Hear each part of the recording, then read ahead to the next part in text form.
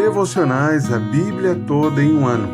Hoje, 2 Coríntios, capítulos 4 a 6. O capítulo 4 é uma continuação do capítulo 3. Paulo continua aquele tema do ministério da nova aliança. Por ser ele um ministro dessa nova aliança, ele não desanima. Pelo contrário, ele rejeita tudo aquilo que traz vergonha ao evangelho e se propõe a anunciar a verdade, a ter a sua mensagem apenas a Cristo, não exaltando a si mesmo, mas apontando para Cristo como Senhor e a si mesmo como servo dos coríntios, por causa de Jesus. Paulo se descreve como um vaso de barro que porta um objeto de grande valor, anunciando que o grande valor da sua mensagem não está nele, mas sim em Cristo que é anunciado. E mesmo diante de tantas oposições, ele se mantém firme. Mesmo que o seu corpo sofra, ele tem a esperança da ressurreição na presença com Cristo. Desta forma, ele conclui o capítulo 4 com uma bela declaração, dizendo que a nossa leve e momentânea tribulação produz para nós um eterno peso de glória, acima de toda comparação, na medida em que não olhamos para as coisas que se veem, mas para as que não se veem, porque as coisas que se veem são temporais, mas as que não se veem são eternas. No capítulo 5, Paulo passa a ilustrar essa verdade comparando-se com um tabernáculo terreno. Paulo declara que quando a nossa casa terrestre, este tabernáculo, este corpo, se desfizer, nós teremos da parte de Deus um edifício, uma casa não feita por mãos humanas, eterna nos céus. Quando o crente se desfizer desse tabernáculo, deste corpo, ele receberá um corpo glorioso, um tabernáculo eterno nos céus. E enquanto está aqui, ele geme, desejando muito ser revestido da sua habitação celestial. Por isso, Paulo não desanima. Ele se mantém firme, desejando alcançar a recompensa que será dada por Cristo. E Paulo reforça esse seu compromisso de desejar a recompensa, anunciando aquilo que movia o seu ministério apostólico. Ele agia no temor ao Senhor, não temendo a homens, mas no temor do Senhor, e também agia no seu ministério por amor de Cristo, e não apenas por amor das coisas terrenas. O temor ao Senhor e o amor a Cristo é o que conduzia Paulo fiel no seu ministério. E esse ministério é reconhecido como o ministério da reconciliação, pois Deus estava em Cristo reconciliando consigo o mundo. Esta é a preciosa mensagem que Paulo tinha a alegria de anunciar. Por isso, Paulo exorta os coríntios a que submetam a ele como um cooperador dessa mensagem, a que não recebam em vão a graça de Deus.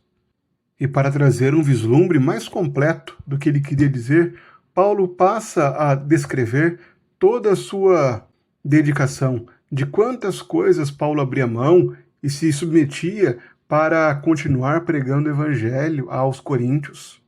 Paulo se recomenda a eles como ministro de Deus, nas muitas aflições, na muita paciência, nas privações, nas angústias, nos açoites, nas prisões, nos tumultos, nos trabalhos.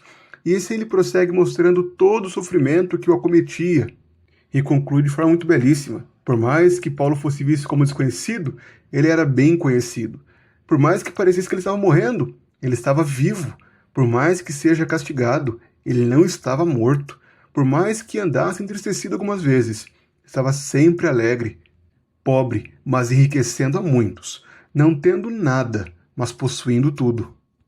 Paulo amava os coríntios. É por isso que ele fala com esse amor pastoral, chamando os coríntios para que não limitem o seu afeto por ele, para que o amem, para que abram o coração para ele. E Paulo conclui o capítulo 6 chamando os coríntios para que abrissem mão daquilo que não agrada a Deus, a fim de desfrutarem da aprovação do Senhor. Não se ponham em julgo desigual com os descrentes. Vocês têm promessas, por isso, purifiquem-se de toda impureza e sejam aperfeiçoados na santidade e no temor de Deus. Nesses textos, Paulo continua confirmando à igreja o seu ministério. As fraquezas que ele enfrentava, as muitas tribulações, não invalidavam o seu ministério. Pelo contrário, serviam como um aperfeiçoamento do Senhor, como um chamado à perseverança nesse ministério. Essa perseverança estava fundamentada na esperança futura, na riqueza da recompensa que é prometida a Paulo e a todos aqueles que permanecem fiéis ao ministério da reconciliação, ao ministério da nova aliança. Por isso, Paulo chama os coríntios para que não percam o foco, para que continuem avaliando e aprovando o seu ministério, assim como esse ministério é aprovado por Deus. E assim os coríntios devem viver de forma agradável a Deus, se separando daqueles que não pertencem à aliança. Por mais que fale muito sobre a sua experiência a respeito do ministério confiado a ele, em nenhum momento Paulo busca se exaltar. Ao contrário, Paulo não prega a si mesmo, mas a Jesus Cristo como Senhor e a ele como servo dos coríntios. Paulo persevera no ministério, no temor do Senhor e no amor de Cristo. Fica claro por esses argumentos que Cristo é central para esses textos. O alvo de Paulo nunca foi se engrandecer, mas engrandecer a Cristo nesses textos.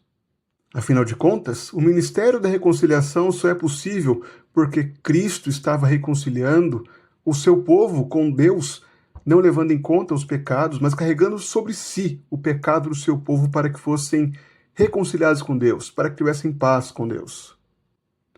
Assim, esses textos nos chamam a considerar algumas coisas. Você tem um pastor? Há alguém que zela pela sua vida para que seu coração se volte ao Senhor? Para que você cresça em santidade cada vez mais? Você já orou pelo seu pastor hoje? Faça isso. O texto de 2 Coríntios, capítulo 6, reflete muito bem a postura dos verdadeiros pastores, daqueles que zelam pelas ovelhas do Supremo Pastor, Cristo Jesus. Os homens a quem Deus concedeu o ministério da reconciliação, esses homens se esforçam assim como Paulo se esforçava pelos coríntios. Vejam quanta dedicação há nos pastores, o quanto eles zelam pelas almas, pela vida das ovelhas de Cristo. Por isso, reconheça o seu pastor, ore por ele. Valorize o seu pastor e não seja como a igreja de Corinto, que limitava o seu amor por Paulo, o seu pastor, mas abra o seu coração ao seu pastor.